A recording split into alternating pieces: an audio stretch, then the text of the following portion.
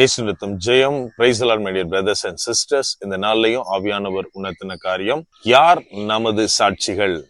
ஆவியானவர் உணர்த்தின வசனம் தெசலோனிக்கேயருக்கு எழுதின முதலாம் நிருபம் அதிகாரம் 2 வசனம் 10. விசுவாசிகளாகிய உங்களுக்குள்ளே நாங்கள் எவ்வளவு பரிசுத்தமும் நீதியும் பிழையின்மையுமாய் நடந்தோம் என்பதற்கு நீங்களும் சாட்சி, தேவனும் சாட்சி.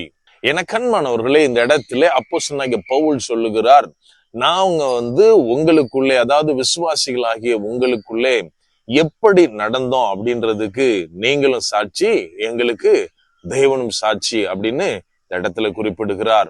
இன்றைக்கு தேவனுடைய பிள்ளைகள், தேவனுடைய ஊழியக்காரர்களாகிய நமக்கு யார் சாட்சிகளாய் இருக்கிறார்கள்? நம்ம கொஞ்சம் யோசிக்கணும்.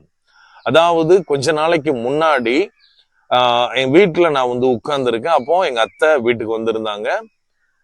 ஏதோ ஒரு விஷயம் பேசிட்டு இருந்தோம் எல்லாரும். அப்போ ஏதோ பப்ளிக்கா ஒரு பிரச்சனைய பத்தி அந்த இடத்துல வந்தது. அப்ப நான் ஒரு ஒரு ஃபீல் பண்ணி, ஒரு ஆதங்கப்பட்டு என்ன சொன்னேன் அப்படின்னா, இவனுங்களை எல்லாம் ரோட்ல விட்டு செருப்பால் அடிக்கணும், அப்பதான் சரியாவானுங்க, அப்ப கூட திருந்துவானுங்களான்னு தெரியாது அப்படின்னு ஒரு ஸ்டேட்மெண்ட்டை சொன்னேன். இம்மிடியட்டா அந்த அத்தை சொன்ன காரியம், ரூபஸ் நீ இப்போ ப்ரேயர் பண்ண ஸ்டார்ட் பண்ணிட்டு நீ ஊழியம் பண்ற அப்படின்னு நான் கேள்விப்பட்டேன். ஆனா என்ன இந்த மாதிரி பேசுற அப்படின்னு அவங்க ஒரு பயங்கரமா அவங்க ஷாக்கான மாதிரி ஒரு காரியத்தை சொன்னாங்க. எனக்கு ரொம்ப ஒரு உறுத்தலா இருந்தது. அதாவது நான் ஒரு ஆதங்கத்துல, இத்தனைக்கும் அது ஒரு ரொம்ப ஒரு தப்பான வார்த்தை, ஏதோ பேசக்கூடாத வார்த்தை நான் பேசல, அவங்களுக்கு ஒரு பனிஷ்மெண்ட் கொடுக்கணும் அப்படின்ற மாதிரி நான் பேசின காரியம்தான். ஆனாலும் அதை குறித்து மற்றவர்கள் எப்படி பேசுறாங்க அப்படின்னு எனக்கு பயங்கர ஷாக்கா இருந்தது. எனக்கு அன்பானவர்களே, இந்த இடத்துல அதைத்தான் பவுல் சொல்றாரு. நாங்க உங்களுக்கு முன்பதாக நாங்க பேசினதெல்லாம் இருக்கட்டும், செஞ்ச காரியத்துல இருக்கட்டும், ஒவ்வொரு விஷயத்துல இருக்கட்டும், நாங்க எப்படி இருந்தோன்றதுக்கு நீங்களும் சாட்சி, தெய்வனும் சாட்சி அப்படின்னு சொல்றாரு. அதாவது இந்த இடத்துல 2 வகையான சாட்சிகள். முதலாவது, மனிதர்களை குறித்து பார்த்தோம் அப்படின்னா, நம்ம என்னெல்லாம் அவுட்வேர்டா நம்ம மாம்சத்துல என்ன காரியம் செய்யறோம், என்ன பேசுறோம், யார்கிட்ட எப்படி பழகுறோம், இது எல்லாமே கவனிக்கப்படும். இன்னைக்கு நம்ம நினைச்சிட்டு இருக்கலாம் நம்மளை யாருமே பார்க்கல அப்படின்னு. பட் ஆண்டவருடைய நாமத்தை சொல்ற நம்மள அநேகர் கவனித்து கொண்டு இருக்கிறார்கள். இவங்களுடைய காரியம் எப்படி இருக்கு, ஏதாவது ஒரு வகையில குற்றப்படுத்த முடியுமா அப்படின்னு. எனக்கு அன்பானவர்களே, நம்ம பப்ளிக்கா, அதாவது அவுட்வேர்டா பண்ற எல்லாத்துக்கும் மற்றவர்கள் சாட்சி. மாறாக சில நேரத்துல நினைப்போம், யாருக்குமே தெரியாம நான் இந்த காரியம் பண்றேன் அப்படின்னு. நம்ம ஒண்ணு மட்டும் மறந்துடக்கூடாது, கர்த்தருடைய கண்கள் நம்மை பார்த்து கொண்டிருக்கின்றன. அதைத்தான் இங்க தெளிவாக எழுதுகிறார், தேவனுடைய சாட்சி என்று. நம்ம எதெல்லாம் மறைவா இருக்கு, யாருக்கும் தெரியல அப்படின்னு நினைச்சு பண்றோமோ அதுக்கு தேவன் சாட்சி கொடுப்பார். நம்மை குறித்து நம்ம பழகிறவங்களா இருக்கட்டும், நம்முடைய தேவனா இருக்கட்டும், நற்சாட்சி கொடுப்பார் அப்படின்ற ஒரு நம்பிக்கை நமக்கு இருக்கிறதா?